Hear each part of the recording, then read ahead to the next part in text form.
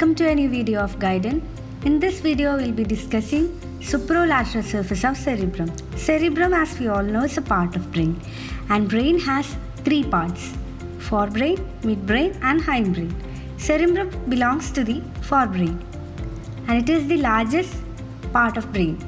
It has two hemispheres on both sides: the left hemisphere as well as the right hemisphere.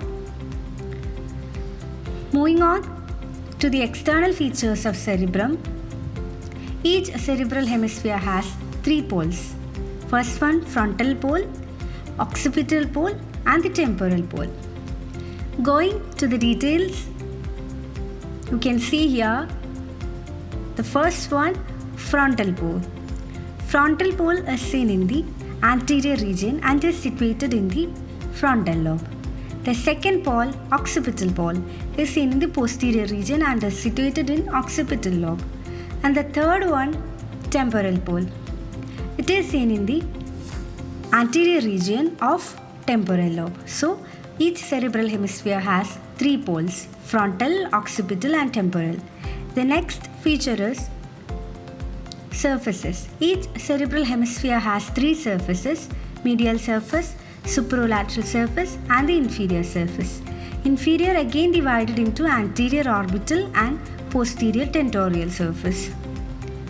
Now let's clearly see it in the video. What you see here is the supralateral surface and is convex, which is related to the cranial vault. The next surface is medial surface, which is flat and vertical in between hemispheres. Third one, inferior surface, is irregular in shape. Now let's see an isolated view of a right hemisphere of cerebrum. This is first one, supralateral surface. The second surface is the medial surface. And the last one, inferior surface with an anterior orbital and a posterior tentorial surface. Moving on to the next external feature, each cerebral hemisphere has four borders: supromedial border, infralateral border, medial orbital border, and medial occipital border. Going to the details, we can see supromedial border and infralateral border in this view. Here, supromedial border between medial surface and supralateral surface, and the second one, infralateral border in between supralateral surface and the inferior surface. And the next two, that is the medial orbital border in between medial surface and the orbital surface. The fourth one, medial occipital border between medial surface and the occipital surface. So that's all about the external features of cerebrum. Moving on to the cerebral sulci and gyri. Cerebral cortex is folded into sulci and gyri to increase surface area. Sulci or sulcus in singular is a depression, and gyri or gyrus in singular is a ridge. In simple term, sulcus is like a valley and gyrus is like a hill. You can see it in the figure. Now let's discuss the sulci and gyri on supralateral surface with an illustration. The first one, central sulcus, coming from the supromedial border. The next one, lateral sulcus. These are the two most important sulci seen on the supralateral surface. Here we are drawing an imaginary line connecting to preoccipital notch. Preoccipital notch is a depression seen in front of occipital lobe. The second imaginary line connects lateral sulcus to the first imaginary line. You cannot see these imaginary lines on a real brain. Here you can see clearly four lobes: frontal, parietal, temporal, and occipital. Moving on to the sulci on frontal lobe, first one, precentral sulcus, running parallel and in front of central sulcus. In front of precentral sulcus, we have superior frontal sulcus and the inferior frontal sulcus. Moving on to the gyri on frontal lobe, first one, precentral gyrus, in between precentral sulci and the central sulcus. The next, superior frontal gyrus, middle frontal gyrus, and the last one, inferior frontal gyrus, which is again divided into three by the rami of lateral sulcus. Lateral sulcus has three rami: anterior, horizontal, anterior, ascending, and the posterior rami. The first two, anterior, horizontal and ascending, divides inferior frontal gyrus into three parts: pars orbitalis, the second one pars triangularis, which is almost triangular in shape, and pars opercularis.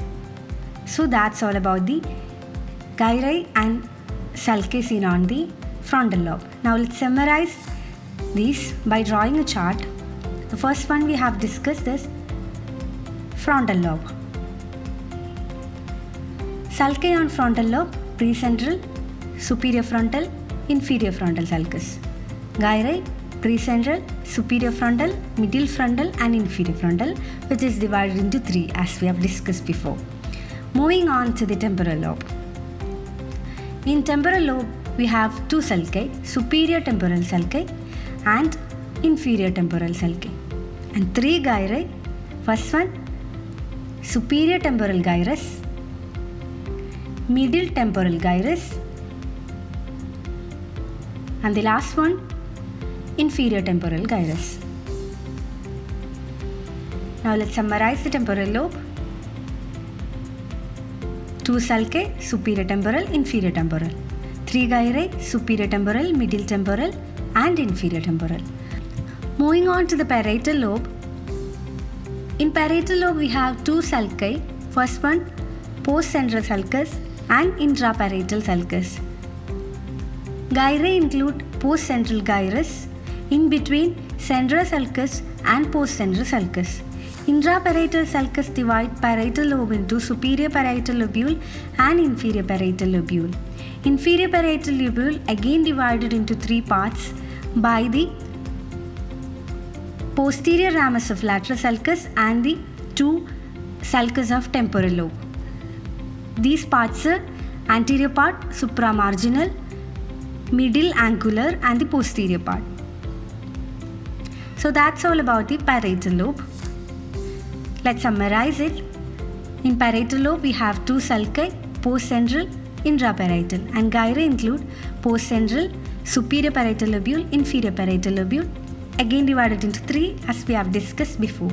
Moving on to the last lobe, occipital lobe. In occipital lobe, we have lateral occipital sulcus, transverse occipital sulcus, and the last one, lunate occipital sulcus.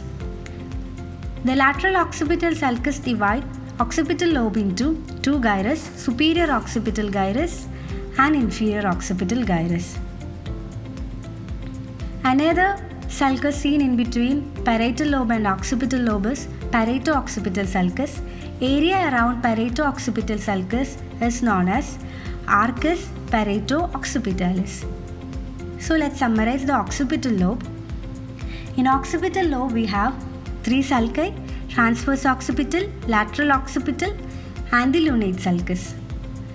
Gyri include arcus parieto-occipitalis, superior occipital and the inferior occipital. So that's all about the sulci and gyri on each lobe on superolateral surface of cerebrum.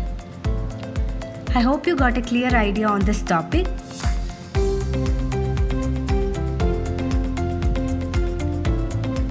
Thank you for watching the video. I hope you found it useful.